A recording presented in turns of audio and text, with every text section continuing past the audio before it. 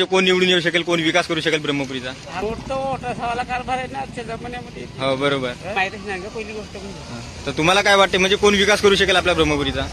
आता विकास कसा सगळे खाणेवाले आहेत, तो कोण विकास करू शकतो? हो बरोबर. अजूनही कोणता विकास न कोणत्या नाल्या सुधारणा झाल्या हो नाही का? बरोबर. तर तशी तर सांगते पैशासाठी तर निवडणुकीला उभे राहते. हो काय बरोबर आहे. कोण विकास करत तो कोणी म्हणते का मी विकास केलो बाबा न कोणता आहे जसे तसं चालतच आहे. हो. ते काही नाही पैशासाठी आहे, दुसरं काही नाही. मला काय वाटते, आपल्या ब्रह्मपुरीमध्ये सत्ता बदल झाली पाहिजे की तेच लोक राहिले पाहिजे पुन्हा? सत्ता बदल तर झालीच पाहिजे तो. हा हो आवश्यकच आहे ते. बरोबर. अजून कोणाला एकच पदावर ठेवायचा नाही का? हो चेंज करत राहायला पाहिजे. म्हणजे बदल हवा आहे आपल्याला ब्रह्मपुरीमध्ये. तर या आगामी निवडणुकीमध्ये तुम्हाला कोण नगराध्यक्ष पदासाठी योग्य उमेदवार वाटते? जे चांगले काम करेल तो. रोडची दुरुस्ती, हा. नाल्यांची दुरुस्ती, पाईप रोडवर आले आहेत त्यांची दुरुस्ती, हा.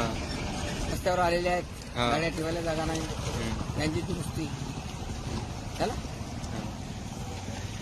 6-7 महिने 8 महिने होऊन गेले हा. तरी हा रोड नाही झाला.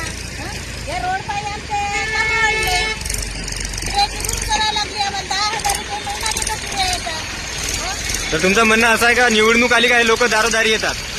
दिवाळी म्हटली तर आमच्या घरी येतात. नाही तर कोणी फिरून नाही पाहत बोलवला तरी. अच्छा. कोणी येते घरी कोणाच्या हो बरोबर आहे. पायाला गाली येतात निवडणूक असली तर मग जवळून जाते तर बोलत नाही. हा. निवडणूक झाली का बस 8 दिवसात शूटिंग करतो नाही तर शूटिंग करूच नाही. नाही का म्हणजे मिसाराची सध्या हवा दिसत आहे. ठीक आहे. केली आहे.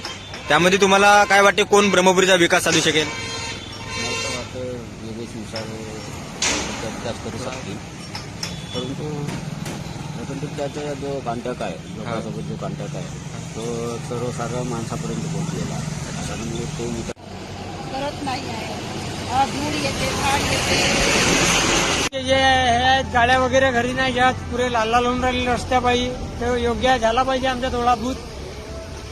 त्याच्याबद्दल आम्हाला थोडासा समस्या आहे, पण आता कोण येते त्यानंतर आपण बोलू समोर.